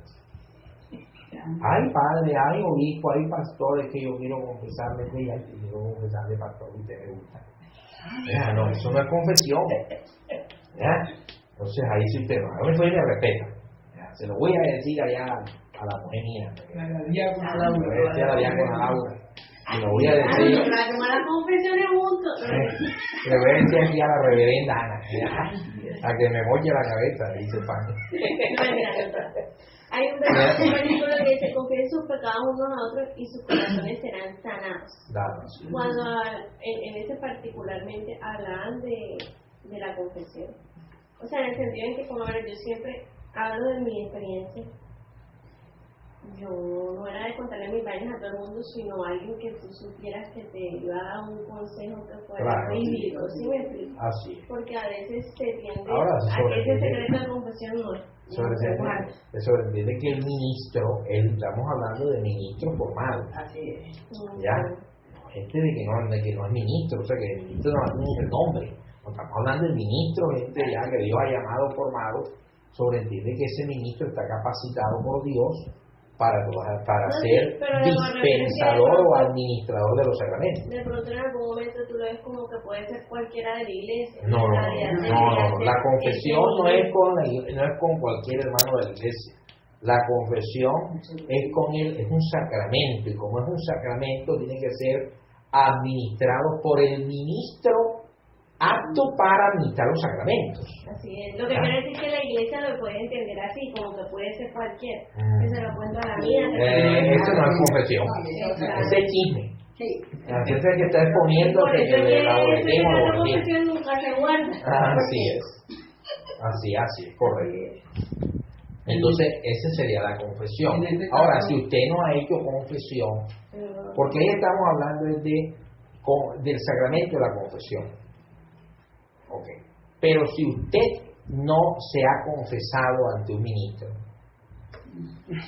y está el momento de la celebración de la comunión, aproveche el momento en que vamos a pedirle perdón a Dios en la absolución para que usted directamente le pida perdón al Señor, y el Señor no está limitado, porque realmente el que perdona es Dios. Y Dios perdona y no está limitado, en este caso no depende de que el perdón sea anunciado o impartido por un ministro, porque si no está o no lo ha hecho, entonces usted puede pedir en el culto perdón a Dios para que Él perdone sus pecados. Y puede entonces acercarse a la comunión o mesa del Señor. Quiero agregar algo a eso aquí con el libro de comunión. Dice que cuando uno está haciendo, digamos, el orden de la misa, dice: en caso que observe que el pueblo es negligente para venir a la Santa Comunión, en lugar de las exhortaciones comunes, indican una que es como si de alguna forma confrontara a la persona, le diera esa oportunidad de que se arrepintiera genuinamente y pasara a tomar la comunión.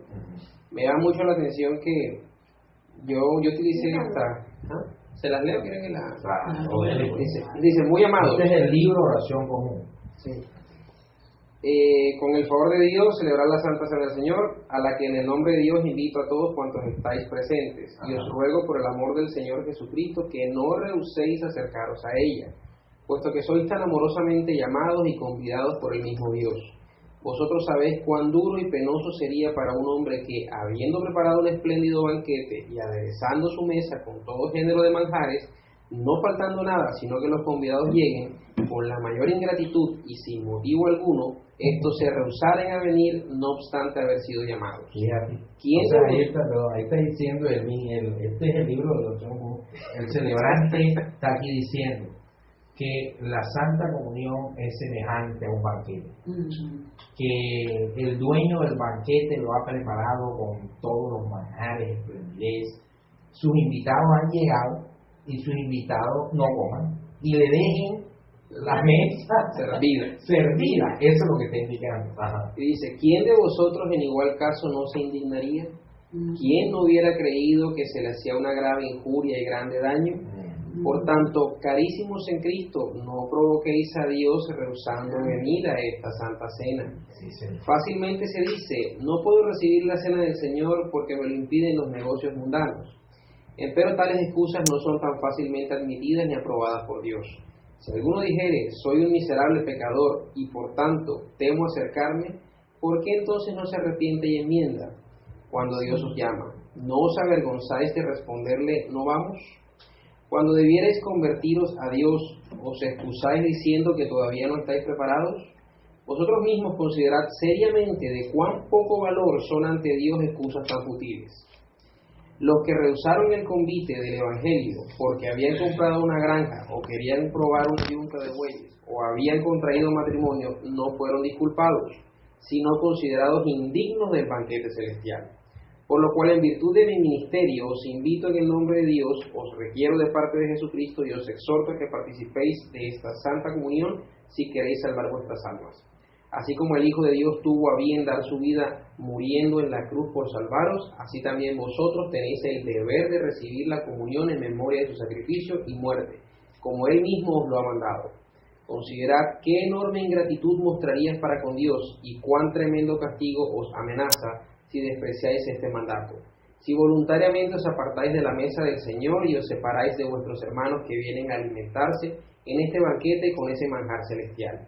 Meditad seriamente en todas estas cosas para que la gracia de Dios mueva vuestra voluntad hacia este fin. Para que así sea, no cesaremos de presentar nuestras humildes oraciones a Dios omnipotente, nuestro Padre Celestial. Más que claro. Más claro nos gastó un gallo. Ok, sigamos aquí. Entonces quedamos en que la predicación es la palabra profética de la Iglesia que garantiza la presencia de Cristo.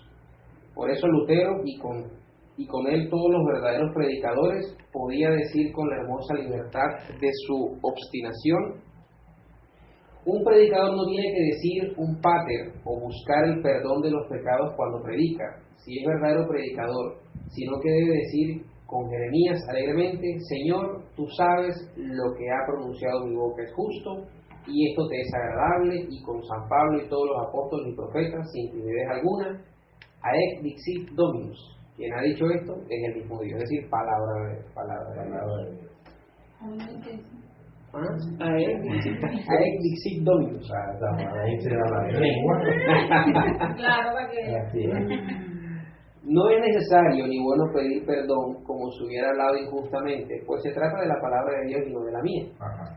Quien no se pueda gloriar de esto cuando habla de su predicación, que renuncie de ella, pues entonces es un mentiroso.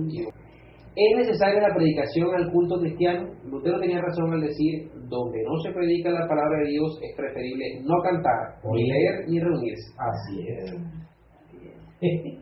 La predicación es necesaria al culto porque aún no se ha manifestado el reino de Dios en todo su poder. La predicación es necesaria al culto porque aún no se ha manifestado el reino de Dios en todo su poder. En todo su poder. Así es. En él no tendrá lugar la predicación. No se puede predicar. Está muy bien. Ahora usted dice así, escuchen esto. Cuando aquí dice que la predicación en este momento es necesaria porque todavía no se ha manifestado el reino de Dios en todo su poder. También podemos decir que la predicación es necesaria en este momento porque aún no es culto.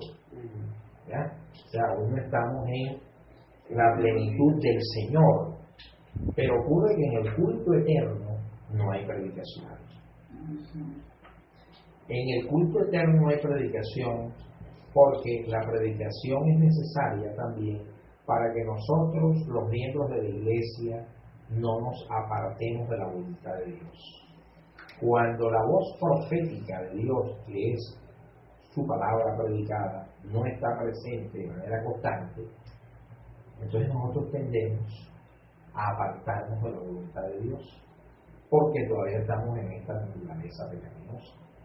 Entonces es necesaria la predicación para que el Señor nos siga recordando cuál es su voluntad y cuál es el camino que Él quiere para nosotros. Pero ocurre que en el culto eterno, al cual aspiramos a ir todos algún día, en ese culto eterno no hay predicación. No hay predicación. ¿Por qué en el culto eterno no hay predicación? Porque en el culto eterno no hay posibilidad y riesgo de que usted y yo nos desviemos. Ya no hay posibilidad de que nos desviemos de la voluntad de Dios. Entonces, como no hay posibilidad de que nos desviemos de la voluntad de Dios, ya no es necesaria la predicación. Pero note usted que nuestro Señor sí dijo que en el culto eterno va a haber Eucaristía o comunión. Porque cuando nuestro Señor estaba instituyendo la cena, Él le dijo a los discípulos: de cierto os digo, no comeré más de este pan, ni beberé más de este fruto de la vid, hasta que lo vuelva a comer con ustedes en la casa de mi Padre. Entonces, la Eucaristía eterna nos está esperando, donde el sumo sacerdote, según la orden de Melquisedec, revestido como un sacerdote, porque el Señor en el cielo yo no me lo he visto con pantalón ni una vergüenza. O sea, ¿cómo está el Señor? No, lo tiene roto. ¿Cómo está vestido el Señor en el altar celestial? O sea, en el mismo lugar santísimo. ¿Cómo lo vio Juan? Y siendo que Dios mismo diseñó la vestidura de Aarón. Claro, porque el mismo Señor fue el que diseñó las vestiduras sacerdotales, la diseñó el Señor. Entonces, en nuestras iglesias de última generación, cuando a los ministros clásicos nos ven revestidos y empiezan a hablar paja, ¿no? A hablar lo que no es, ¿ya? No, que eso es satánico. De que eso es diabólico. Hombre, entonces el primer satánico y el primer diabólico, ¿quién sería? Sería el Señor, que fue el que inventó las vestiduras, porque fue el diseñador de las vestiduras. Ahora, todas las visiones que hay en la Biblia, tanto en el Antiguo como en el Nuevo Testamento, de los profetas o apóstoles que vieron al Señor, ¿cómo lo vieron? Revestido. Isaías vio al Señor, dice: yo vi al Señor en su templo, alto y sublime, y sus faldas llenaban el templo. O sea, lo vio revestido con falda, como un sacerdote. ¿Cómo vio Juan en el Apocalipsis a nuestro Señor? Lo vio revestido con vestiduras resplandecientes como sumo sacerdote. Entonces, bueno, las vestiduras ministeriales, las vestiduras litúrgicas, fueron diseñadas también en la época de los padres, inspirados en Cristo y en las visiones que hay en la Biblia de Dios. Y en la orden que Dios le dio a Moisés cuando le ordenó diseñar unas vestiduras especiales para Aarón y sus hijos. Pero nosotros, ¿qué hemos hecho? Hemos abandonado la tradición bíblica de las vestiduras y hemos abandonado la tradición de la iglesia de la vestidura para vestirnos como el mundo, o sea, para adoptar la forma de vestir del mundo. En la Biblia el Señor no inventó la corbata, en la Biblia el Señor no inventó los pantalones ni los jeans. Eso fue modas del mundo alejado de Dios. Entonces preferimos adoptar en el culto la moda del mundo y criticar la moda de Dios. Y eso es criticar la moda de Dios.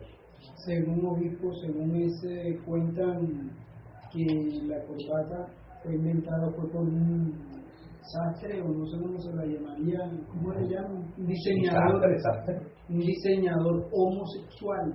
¿Para qué la creó? Como el nudo es un lazo de regalo, sí. La corbata la creó, y pues eso a mí no me consta, yo lo estuve leyendo, que como es un nudo de regalo y tiene una punta, una flecha que direcciona, porque la flecha termina direccionando al miembro del hombre, sí. O sea, de la mujer, si la usa la mujer. Ese diseñador le mandó como regalo a la persona y le va a decir, tú te vas a dar cuenta porque él lleva el lazo del regalo de lo que te estoy regalando. Entonces, si nosotros ignoramos eso, que sea verdad, sí, estamos utilizando algo que... Menos mal que a mí nunca me ha gustado la forma. Yo decía, yo soy un varón. Sí, señor, así es. Entonces, bueno, en el culto eterno, imaginemos por un momento, el Señor, estemos en el encuentro con el Señor en el culto eterno, el Señor, el sumo sacerdote allá, en el lugar santísimo, ya, revestido como el sumo sacerdote, los apóstoles allá en sus tronos, revestidos, los 12 patriarcas también allá en sus tronos, la madre del Señor ahí cerca a su hijo, porque el Señor no va a tirar a la mamá allá en el rincón, esa mamá gradería, no te va para el rincón, claro que los muchos evangélicos no había que ni dejar entrar, entonces ella ahí pegada a su hijo, porque ella estaba pegada al altar del sacrificio cuando Cristo murió, estaba ahí, o sea, ella recibió a Dios Hijo en su vientre y lo despidió en la cruz, lo cual es señal de absoluta fidelidad. ¿Ya? Entonces, imaginemos ese cuadro y el Señor consagrando los elementos de la Eucaristía eterna. Entonces, vean, en ese cuadro hay un poco de cristianos nuestros, amigos evangélicos, que no entrarían, porque al ver al Señor revestido como sacerdote y al ver los apóstoles, me equivoqué de iglesia, es el diablo, ya, también van a salvar a Cristo que es el diablo.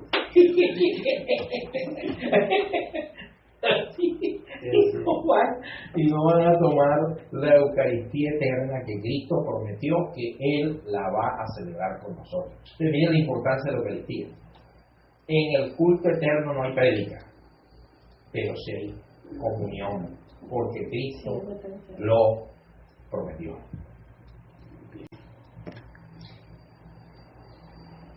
Se podría decir que la liturgia con la Eucaristía testimonia que la Iglesia participa en la historia de la salvación. Así es. Mientras que la predicación testimonia que la Iglesia se introduce en el mundo gracias a dicha historia, o incluso la Eucaristía afirma la presencia de la alegría del cielo y alimenta la esperanza. La predicación, por su parte, afirma la permanencia del eón presente, es una llamada a la fe y la alimenta. Así, cuando la predicación devora todo el culto, la Iglesia olvida que el reino se ha acercado y que puede vivir con esa garantía. Se encuentra, pues, desescatologizada. Pero cuando la Eucaristía devora todo el culto, la Iglesia olvida que el mundo dura aún y queda deshistorizada. Mira qué importante.